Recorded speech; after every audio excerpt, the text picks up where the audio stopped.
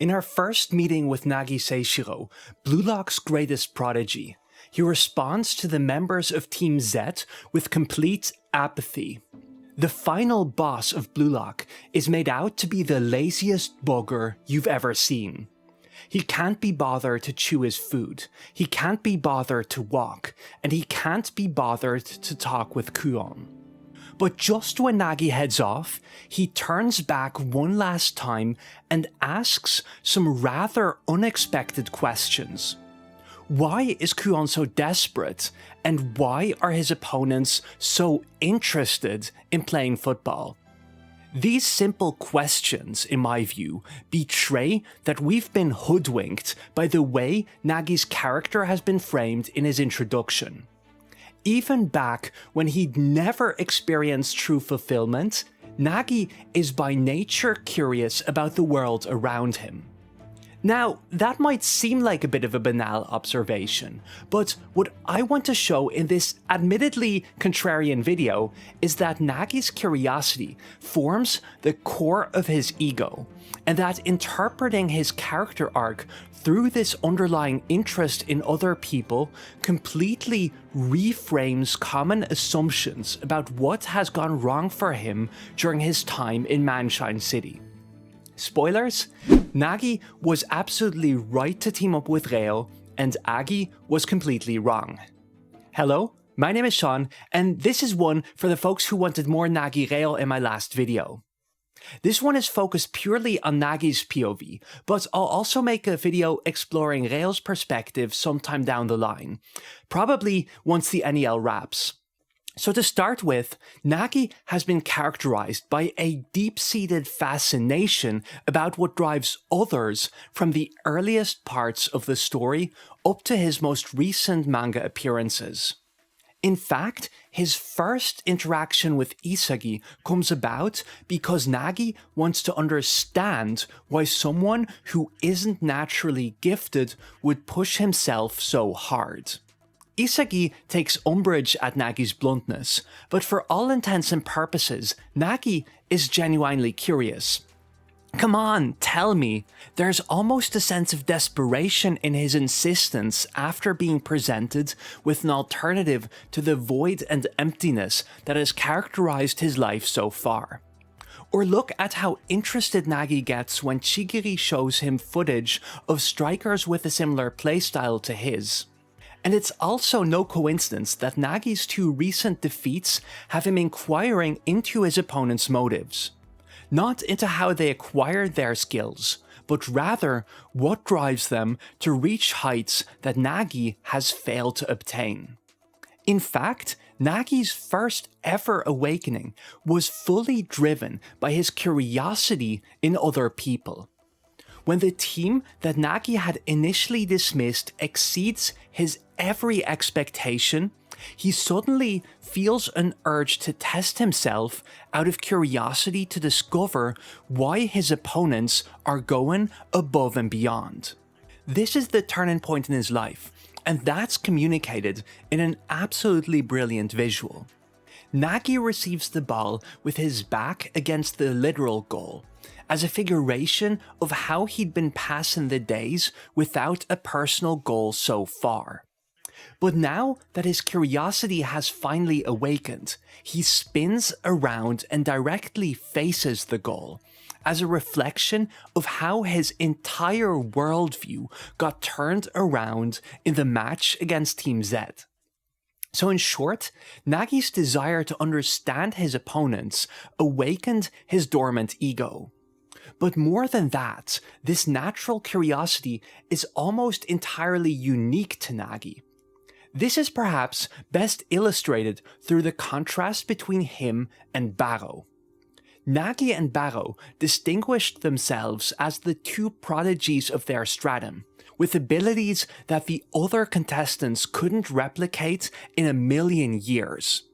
But where for Barou, the insurmountable gulf between himself and those around him caused him to give up trying to understand others altogether, Nagi is from the earliest points in the story characterized by a deep-rooted desire to connect with those around him.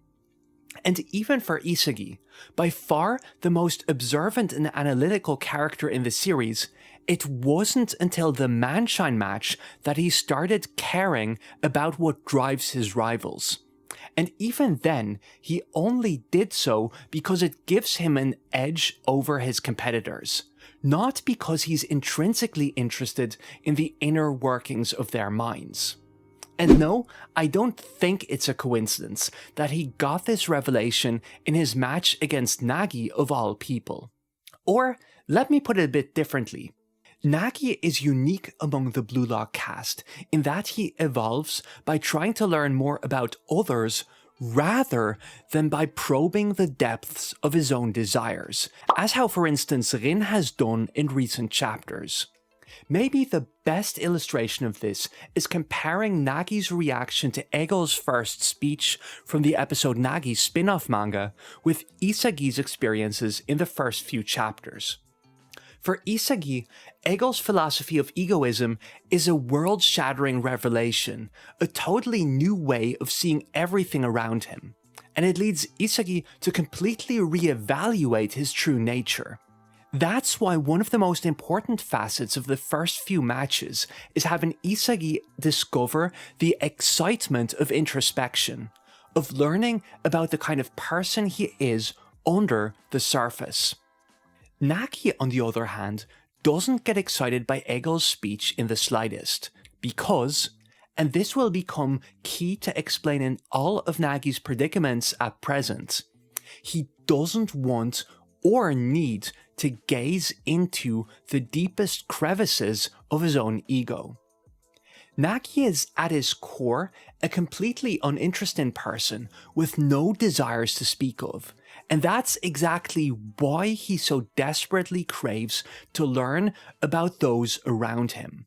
So when we look at the earliest interactions between Nagi and Reo, it's easy to see why Nagi's curiosity didn't awaken when they first paired up. Reo allowed Nagi to duck out of training, and this is framed as something bad. But why is that the case? The issue can't be that a lack of training is holding Nagi back in terms of his technical abilities. After all, just with his natural talents, he eclipses everyone else in their stratum. Rather, the problem as I see it is that Reo's pampering prevents Nagi from making connections with other human beings. Reo sees Nagi as his treasure, his and his alone. But by treating Nagi as a possession instead of someone who has his own needs and desires, Reo effectively curtailed Nagi's exposure to the world around him and stifled Nagi's natural curiosity. We're shown even more about how Reo held Nagi back once he joins up with Isagi and Bachira. The series' first chemical reaction is sparked between Nagi and Bachira, and it's fascinating to see how Nagi recounts the experience. Reo's passes always left Nagi to fill in the blanks with his own creativity, whereas Bachira's pass hammered an idea into his brain, and he's electrified by that. Let's interrogate this for a moment, because Nagi's preference for Bachira's pass wouldn't be universal. I strongly suspect that someone like Baro would find such a pass repulsive. He'd see this as a humiliating experience, where his individuality is bent to Bachira's will. So why is Bachira's pass more stimulating to Nagi than Reo's pass that allows him to be creative on his own accord? It's because Nagi does not find himself interesting. Rather, his underlying desire is having others share their world with him. So now, let's finally turn to Nagi's development during his time with Manshine City. And this is where I'm going to turn a bit contrarian. As I see it, the common narrative about Nagi's development in the NEL goes something like this.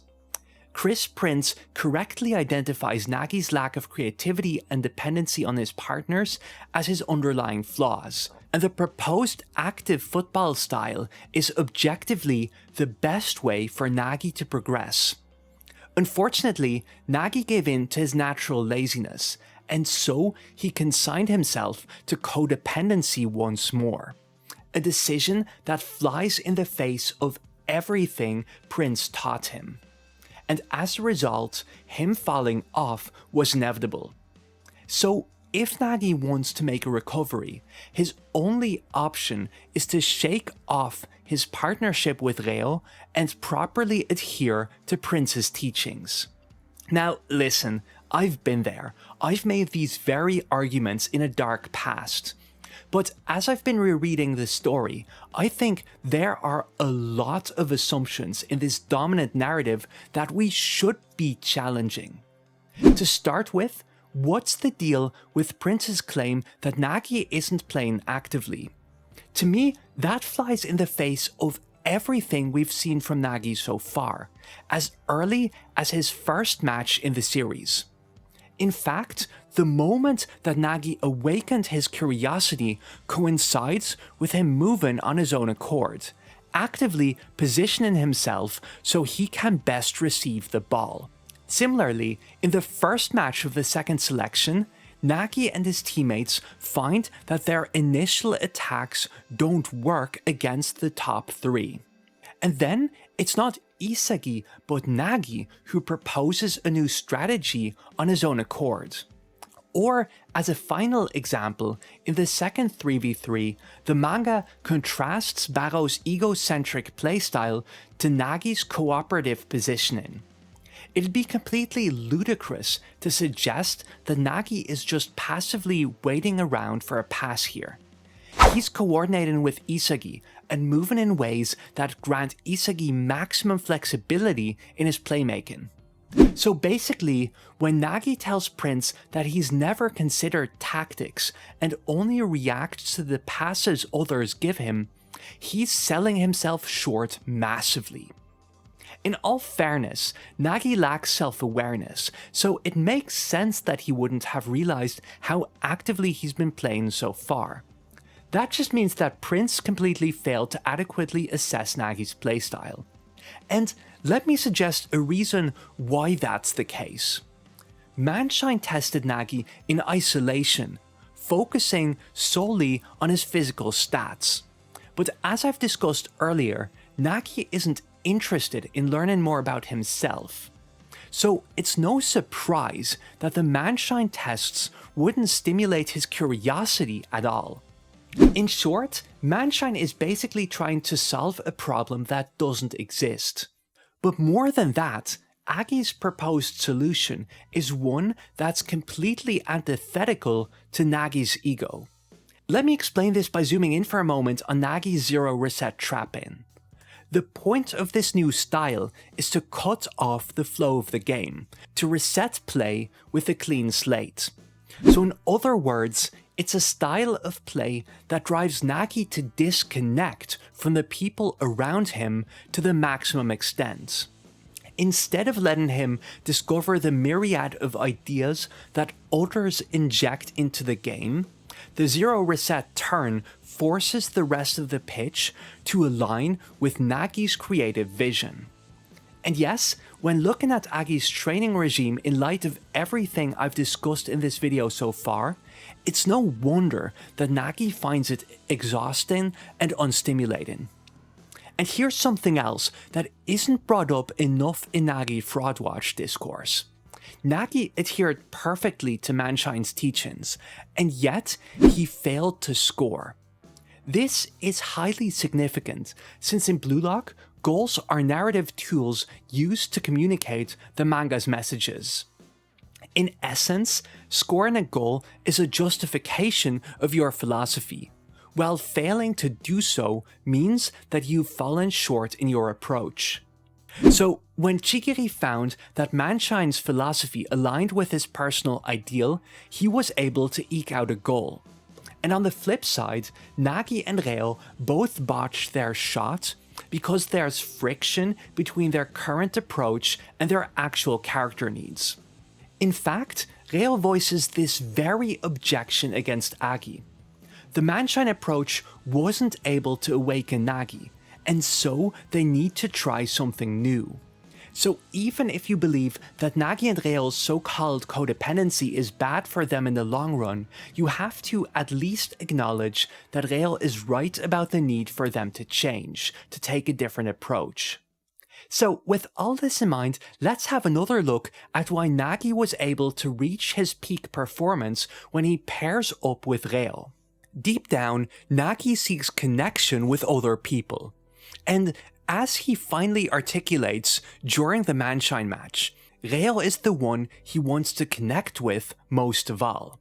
That's why nothing excites him more than the prospect of creating football with Reo. Nagi's dream isn't to win the World Cup, but to win it together with his best friend. So in other words, for Nagi, there's no point in playing a type of football that doesn't let him connect with the person dearest to him. And so, once they rekindle their partnership, Reo demonstrates his improvement by passing to Nagi in a way that fills him with visualizations. The very thing he failed to do during the first selection. In fact, this feeds directly into the way vision serves as one of the key metaphors of the Manshine match, as I discuss in my eponymous video on the topic. The Manshine match is framed as a contest between someone who's blinded and someone whose eyes get opened, and in that context, it's quite significant that Nagi's moment of visual clarity comes about by connecting with another person. So okay, if Nagi was right to team up with Reo again, why has he fallen off since his miracle goal? For that, we have to interrogate Nagi's second most important relationship in the series, that with Isagi. As I noted earlier, Nagi's interest in Isagi was instigated by Nagi wanting to understand what drives this mid-lane striker, to the extent that he even surpassed a natural prodigy. And at the very end of their initial showdown, Nagi finally cracks the puzzle. It's because Isagi understands the frustration of losing. So in a way, Isagi shares his world with Nagi by making Nagi experience the same devastating sensations that had poured through him in the earlier phases of the story.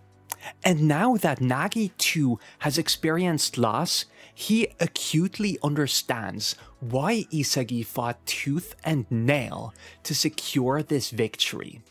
This is the reason why Nagi turns to Isagi in the second selection to learn about loss.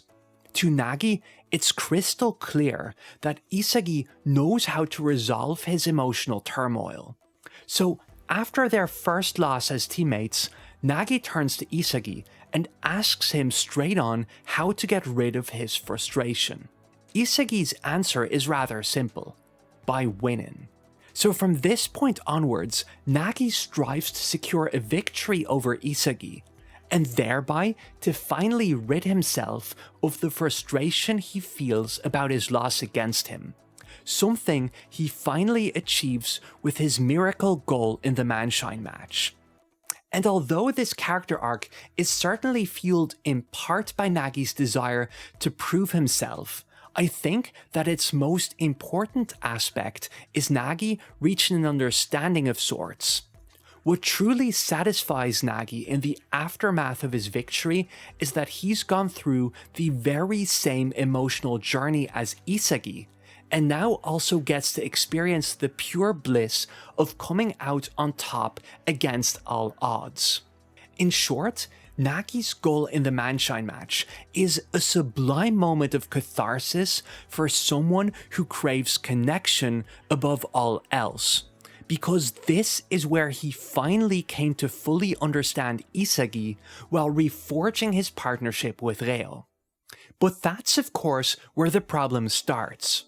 Once Nagi has achieved his goal, he doesn't have a clear direction forward. And that's why he starts to stagnate while the rest of Blue Lock keeps moving forward. In the aftermath of the Manshine match, Reo suggests a new goal to Nagi: cashing in an offer so high that he won't have to work another day of his life. But as becomes apparent very soon, Reo fundamentally misunderstands Nagi's desires. He might have been satisfied with such a prospect at the start of the manga, but for the present day Nagi, he's come to love football because it has given him relationships and exposed him to new ways of seeing the world. So it's no surprise that there's a slight sense of reticence in Nagi's reply.